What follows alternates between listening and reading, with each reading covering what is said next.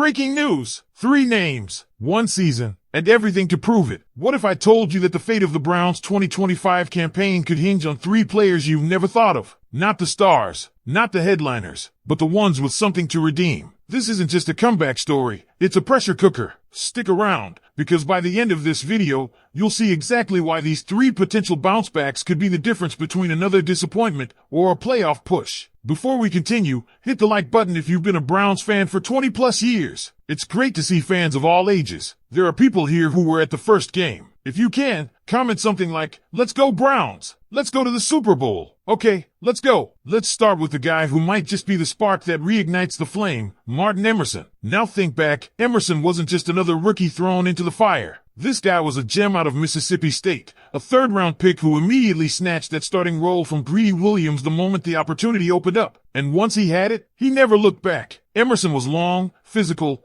confident. He was exactly what you dream of when you draft a corner. By his second season, he was racking up interceptions and making plays that made you think, we got one. But then came 2024, and the energy changed. The swagger dimmed. Emerson, like so many others on the Browns defense, took a step back. Maybe it wasn't entirely his fault. The defense was constantly left out to dry. Think about it, 2 straight seasons leading the NFL in turnovers, not on defense, but from the offense. That's brutal. You're constantly being asked to take the field after a giveaway. You're playing from your heels before the whistle even blows. That stuff wears on you. It distorts the scoreboard. It makes a top 10 unit look bottom tier, and Martin Emerson, he got caught in that storm. But here's where it gets interesting. This year, the storm might finally be passing. Kevin Stefanski is reportedly tightening the grip on the offense, aiming for ball control over chaos. That alone could flip the field position script. And if the Browns can stop handing opponents 35-yard head starts, then maybe, just maybe, this defense, this player, gets a clean slate. Emerson isn't just a hope. He's a legitimate bounce-back candidate. And if he does bounce back, that entire secondary looks a whole lot scarier. Next up, Brent Delpit. And if you're a Browns fan,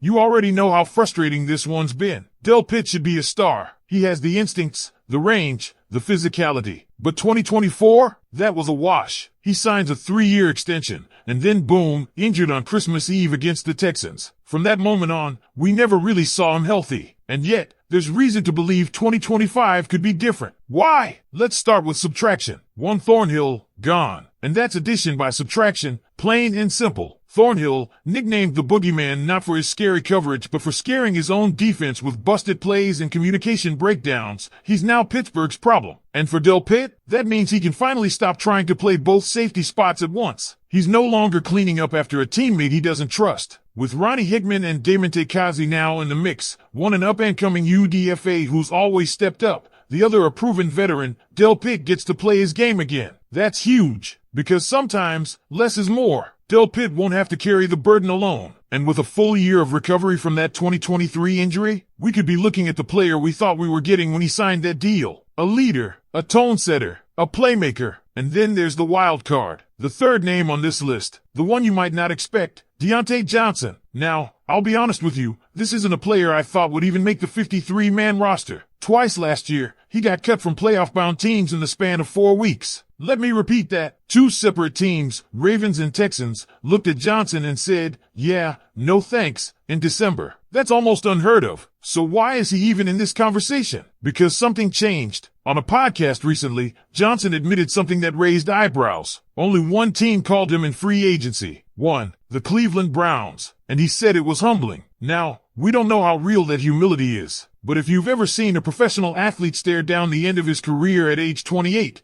you know how powerful that wake-up call can be. This might be it for him. One last shot, one last locker room, one last playbook. And if he blows this chance, that's it. NFL doors don't just reopen after you get cut twice in a month. So maybe, just maybe, Diontae Johnson finds a way to stay on script, to keep the ego in check, to show up, play hard, and not tap out because the weather drops below 50 degrees. Because let's be real, Brook Park Dome isn't built yet. It's going to get cold in November. He better be ready. That's the trio. Emerson, Delpit, Johnson. 3 names, 3 stories, 3 players who could take this team from question marks to exclamation points. And we're just getting started. Because here's the thing, bouncing back in the NFL isn't just about rehabbing a leg, learning a new scheme, or getting one more chance. It's about rewriting your own narrative. And these three guys, they're each staring at that exact moment. But let's drill down deeper, especially on the one guy who, if everything clicks, could actually change the entire identity of this Browns offense. Yeah, we're circling back to Diontae Johnson. There's a lot more to unpack here. Johnson was once considered a rising star in Pittsburgh. Quick feet, elite separation, great hands. On paper, he was everything you wanted in a WR2. But what's held him back has never been talent. It's been maturity, focus, team-first mentality. And those issues boiled over last season when not once, but twice, he got kicked off contending rosters. He told the Ravens he wasn't going into a game because it was too cold. Too cold. At 40 degrees. And if that doesn't make your jaw drop as a football fan in Cleveland, nothing will. But what he said on that podcast,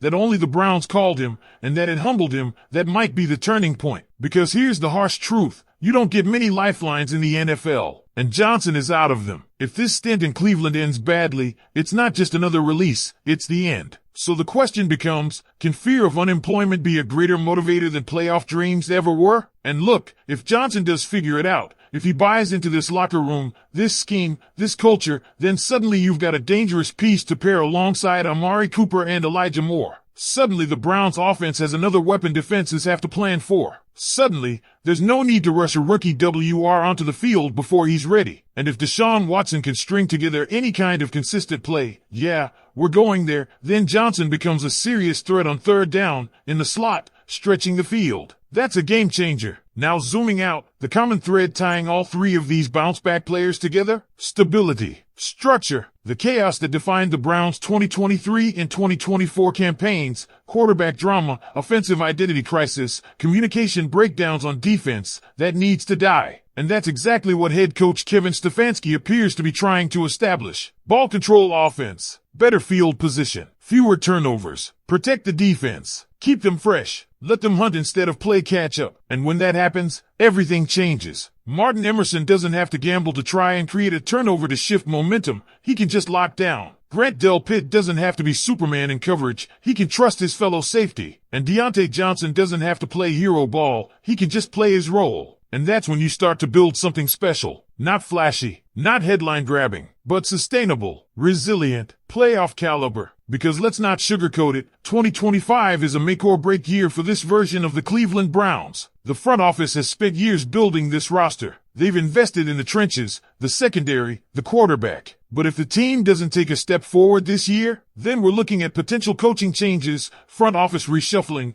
and another chapter of what could have been. That's why these bounce-back players matter so much. They're not just returning from injury or controversy. They're central to whether or not this team finally reaches its potential. If they succeed, the Browns might just punch their ticket to January. If they falter, the reset button gets slammed. So now, Browns fans, it's your turn to sound off. Which of these three players do you believe in most? Martin Emerson, Grant Delpit, or Diontae Johnson? Or is there someone else you think could surprise everyone and rise from the shadows in 2025? Let's keep this conversation going. Drop your picks, your takes, and your hopes for the season down in the comments below. And if you're fired up about what's ahead, make sure to hit that like button and subscribe to the channel. We're bringing Browns Nation the stories that matter all season long. Let's ride this out together, because if 2025 is going to be the year everything changes, you won't want to miss a moment. Go Browns!